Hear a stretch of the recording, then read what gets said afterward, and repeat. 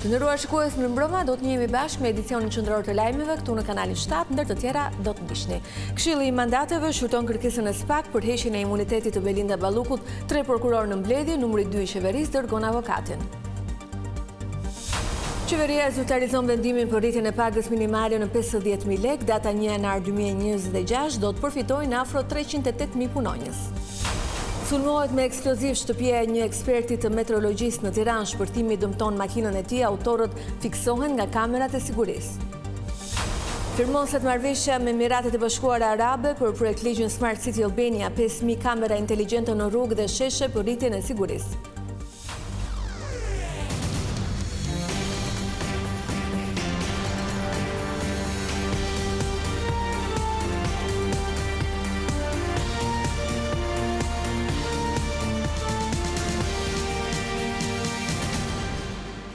Vjojmë gjërësisht, kërkesa e prokurorisë posaçme për heqjen e imunitetit të Belinda Ballukut është shqyrtuar këtë të premte në Këshillin e Mandateve.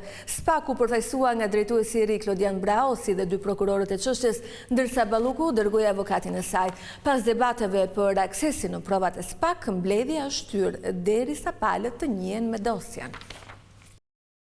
Pas kërkesës së prokurorisë së posaçme, Këshilli i Mandateve Rregullores dhe Imunitetit u mblodh për të shqyrtuar mbi heqjen apo jo të imunitetit të zëvendës kryeministres Belinda Balluku.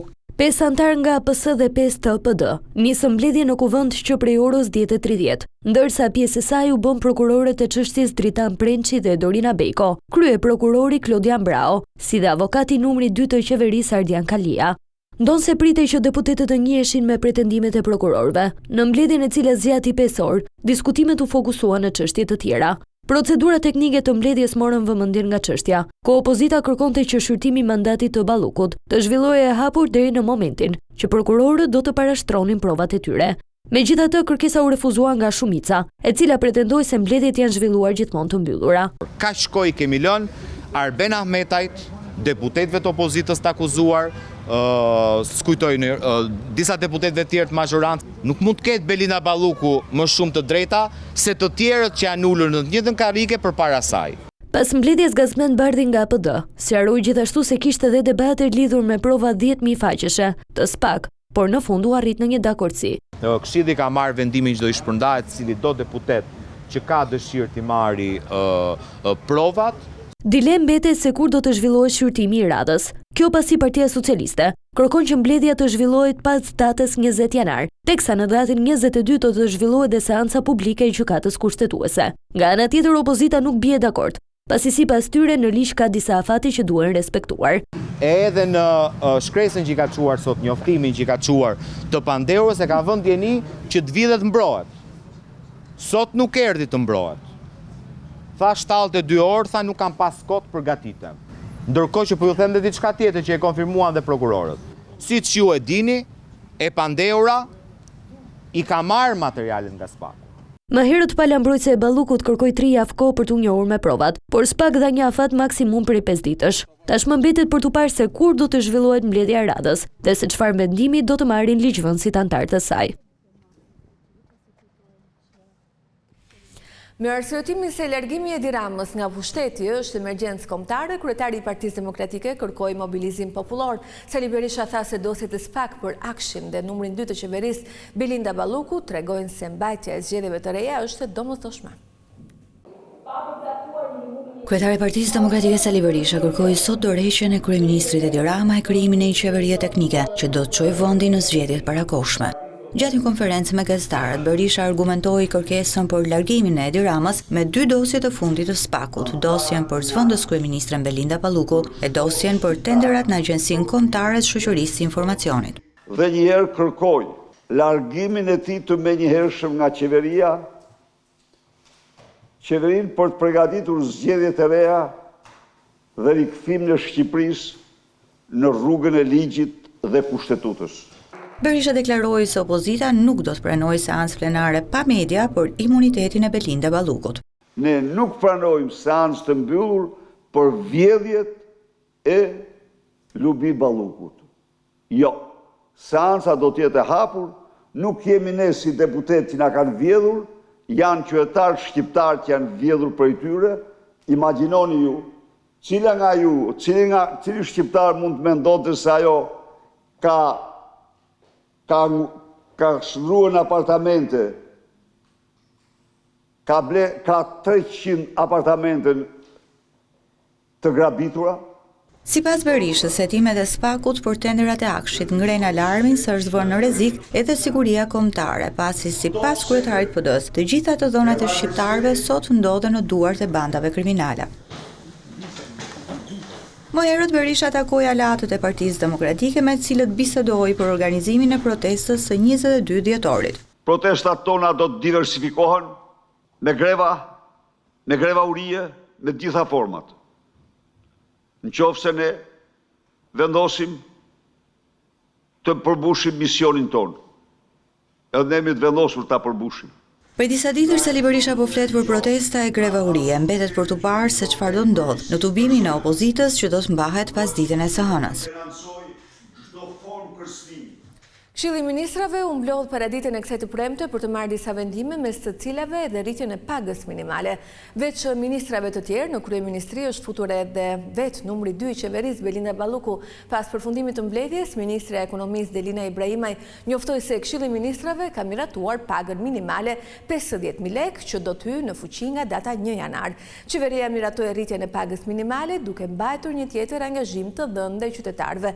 Nga 40.000 lekë, paga minimale mujore rritet në 50.000 lekë, duke përfshirë afro 308.000 punonjës të regjistruar në sektorin publik dhe privat, tha Ibrahimaj. Rreth 30 minuta pas mbledhjes, ministrat e tjerë janë parë të largohen, ndërsa Balluku ka qëndruar në zyrën e saj.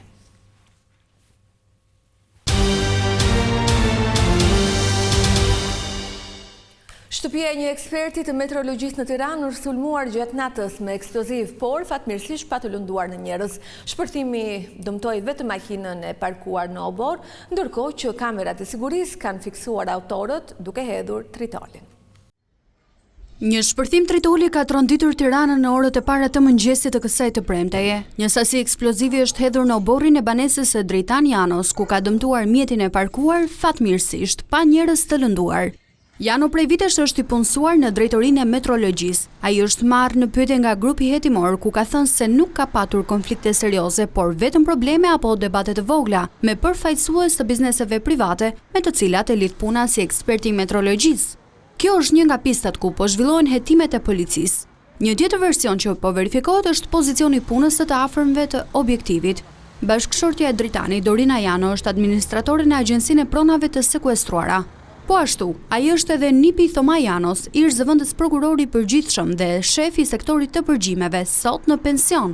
Ndërkohë, kamerat e sigurisë kanë filmuar ngjarjen. Rreth orës 3:20 minuta, 2 makina janë afruar te banesa e Dritan Janos në Selit. Njëri prej autorëve ka dalë nga mjeti dhe ka hedhur tritolin brenda oborrit, e më pas të gjithë janë larguar me shpejtësi në brendësi të lagjes. Për grupin hetimor, sulmi me tritol duket të jetë më shumë një mesazh për familjen Jano për motive ende të panjohura. Shqipëria e firmosi me Emiratet e Bashkuara Arabe projektin Smart City Albania. Ai parashikon vendosjen e 5.000 kamerave inteligjente në rrugët kryesore, në sheshe dhe shkolla. Kryeministri Rama tha se projekti i jep policisë një sy magjik për të parë në kohë reale në të gjithë territorin. Një sistem teknologjik përmes kamerave inteligjente pritet që të zbatohet në të gjithë vendin. Ata do të mbikëqyrin çdo rrugë, institucion apo vend publik për të garantuar rendin dhe sigurinë. Projekti Smart City shënoi hapin e parë me firmosjen e kontratës me Emiratet e Bashkuara Arabe. Kryeministri Edi Rama tha se Smart City do t'i japë mundësi policisë që të monitorojë në kohë reale të gjithë territorin me qëllim parandalimin e krimeve. Ky është një projekt që në sekondën kur fillon dhe vihet në jetë, rrit në mënyrë eksponenciale kapacitetin policor në kohë reale. Ky është një projekt që i jep policisë shtetit një sy magjik për të parë në kohë reale të gjithë territorin. Një tjetër shembull që kreu i qeverisë solli në vëmendje është siguria në shkolla, që sërish do t'i besohet këtij projekti. Siguria në shkolla ndryshon rrësisht. Qysh se ky sistem ka hyrë në shkolla, jo vetëm që kanë rënë në mënyrë drastike krimet e çfarëdo natyre, i gjithë sistemi është një sistem që funksionon për mësuesin, funksionon për prindin, funksionon dhe për shkollën dhe padyshim për Ministrinë e Arsimit. Ministri e Brendshme Albana Koçiu shtoi se 20 qytetet më të mëdha të vendit do të jenë të parat që do të përfitojnë nga ky sistem. Do të vendosim mbi 5.000 kamera inteligjente në 20 qytete të Shqipërisë, nga Tirana në Sarandë, nga Gjirokastra në Shkodër. Janë gjithashtu rreth 3.000 kamera të trupit që do të instalohen në uniformat e efektive të policisë shtetit. E kjo do të thotë më shumë transparencë, por gjithashtu, ajo që është edhe më e rëndësishme, një shërbim i denj, i kulturuar dhe në përputhje me respektin për qytetarët. Si pasaj implementimi këtij projekti do të reduktojë ndjeshëm situatën kriminale. Të kemi 30% më shumë rritje të zbulueshmërisë për ngjarjet kriminale, deri në 45% reduktim të fataliteteve të aksidenteve rrugore, 30% më pak kohë të shpenzuar në trafik, 25% më pak kosto për menaxhimin e trafikut, 30% më pak ngarkesë administrative për policinë e shtetit. Smart City është një projekt i kërkuar nga Ministria e Brendshme para 2 vitesh, duke ju referuar programit që disponojnë Emiratet e Bashkuara Arabe. Me nisjen e kësaj platforme, Shqipëria bëhet e para në rajon për monitorimin e rrugëve në kohë reale përmes pajisjeve teknologjike. Lëvizja për zhvillim kombëtar propozon ndryshimin e sistemit elektoral me qëllim shmangjen e penalizimit të partive të vogla. Sipas Dashamir Shehit, zgjedhjet duhet të konsiderohen të vlefshme vetëm kur në to marrin pjesë mbi 50% e votuesve. Duhet të rikthejmë politikën në fush betejë. Me këtë fjali, kryetari i Lëvizjes për zhvillim kombëtar Dashamir Shehi hapi tryezën e diskutimeve për reformën zgjedhore dhe atë territoriale, ku propozoi disa ndryshime. Zgjedhjet quhen të vlefshme vetëm nëse kanë votuar 50% e votuesve rezident në zonat që votohet. Këtë për efekt edhe të zgjedhjeve të fundit që e pam që morën një formë groteske. 2. Votohet me 2 raunde. Kjo për t'i dhënë mundësi dinjitet kryetarit bashkisë përfaqësoj 50+1 herë të votuesve të zonës. Si dhe për t'i dhënë mundësi gjithë forcave kontribuese që t'jenë lojën politike në raundin e parë. Për reformën zgjedhore, Shehi u shpreh se listat e zgjedhësve duhet të jenë të hapura për të garantuar më shumë konkurrencë mes pjesëmarrësve. Ne gjykojmë barazinë e votës nëpërmjet një sistemi proporcional kombëtar. Ose rikthimin e sistemit më parshëm majoritar i korrektuar me proporcional. Kthimin e koalicioneve, listat hapura për proporcionalin kombëtar, votim dhe numërim elektronik. Kjo është pika e 4, është pjesa administrimit zgjedhor, jo e konceptit politik. Në fund, Shehi tha se zgjedhjet e fundit përtej abuzimeve prodhuan një rezultat që nuk përfaqëson realitetin politik shqiptar. Të dhënat e fundit e Institutit të Statistikave tregojnë një rritje të madhe të numrit të shqiptarëve që janë larguar nga vendi. Shqetësues është fakti që afro 80% e të larguarve janë të moshës aktive për punë. Gati gjysma e shqiptarëve jetojnë jashtë territorit të Shqipërisë. Sipas të dhënave nga Instituti i Statistikave, në vitin 2025, rreth 2.25 milion shtetas shqiptar jetojnë jashtë vendit. Duke krahasuar me anketën e fundit të zhvilluar atë të vitit 2019, numri është rritur. Profili atyre që largohen mbetet kryesisht i ri dhe ekonomikisht aktiv. Rreth 77% e shqiptarëve jashtë vendit janë në moshë pune, nga 15 deri në 64 vjeç, ndërsa vetëm 5% janë mbi 65 vjeç. Duke treguar që pjesa më e madhe janë pjesë e tregut të punës, duke qenë arsyeja kryesore e emigrimit masiv vitet e fundit. Sot destinacionet kryesore mbeten Italia dhe Greqia, të ndjekur nga Gjermania, Franca dhe Mbretëria e Bashkuar. Sipas të dhënave nga Eurostat, në Evropë mbi 1.1 milion persona të lindur në Shqipëri jetojnë në 31 shtete, ndërsa në Shtetet e Bashkuara komuniteti shqiptar numëron mbi 206.000 persona me nivele të larta punësimi dhe integrimi. Në publikimi, Stat thekson se këto të dhëna synojnë të ndihmojnë politikbërësin në hartimin e politikave më efikase për diasporën, në një kohë kur emigrimi mbetet një nga sfidat më të mëdha strukturore për Shqipërinë.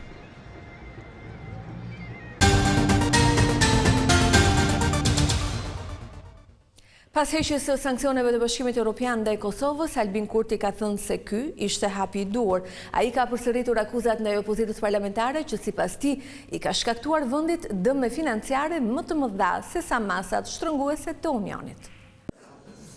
Kryeministri në detyrë Albin Kurti ka mirëpritur vendimin e Bashkimit Evropian për heqjen e masave ndëshkuese ndaj vendit të tij, ndërsa ka këmbgulur se shkaktare për tensionet në veri nuk ishte Kosova, e cila është përballur me sulme të vazhdueshme, por fqinji verior Serbia. Megjithë këto, gjatë gjithë kësaj kohe, nuk kemi qenë asnjëherë të hidhruar me Bashkimin Evropian. Kemi mbetur plotësisht të përkushtuar ndaj integrimit evropian, për përmbushjen e kritereve për antarësim dhe për të vazhduar si aleat dhe kampion të vlerave demokratike. Duke folur për masat, Kurti kritikoi partitë opozitare që nuk votuan planin e rritjes dhe marrëveshjet me Bankën Botërore përpara se kuvendi të shpërndahej. Republika e Kosovës, masat më të mëdha financiare, nuk i ka vuajtur nga Bashkimi Evropian, por nga opozita parlamentare. Në muajin e kaluar, përkundër insistimit tonë, Kuvendi i Republikës u shpërnda pa u votuar plani i rritjes së Bashkimit Evropian në vlerë prej 880 milion euro dhe 3 marrëveshje me Bankën Botërore në vlerë mbi 120 milion euro, pra mbi 1 miliard euro gjithsej, në mungesë vullnetit dhe të votës së opozitës. Andaj uroj dhe shpresoj që pas zgjedhjeve të 28 dhjetorit dhe konstituimit të kuvendit, edhe opozita e tanishme t'ja heq masat Kosovës. Përveç masave ndëshkuese të Bashkimit Evropian, qeveria e udhëhequr nga Kurti është përballur edhe me kritika nga Shtetet e Bashkuara për shkak të disa vendimeve në komunat me shumicë serbe, përfshirë këtu mbylljen e ndërmarrjeve publike që funksiononin në sistemin serb. Gjithashtu, mungesa e konsensusit për krijimin e institucioneve të reja të Kosovës nga zgjedhjet e kaluara e kanë mbajtur vendin në një ngecje pothuajse 1 vjeçare, duke e çuar atë në zgjedhjet të parakohshme që do të mbahen në 28 dhjetor. Tu kemi përfunduar, në falenderoj për vëmendjen, bashkë natën e mirë.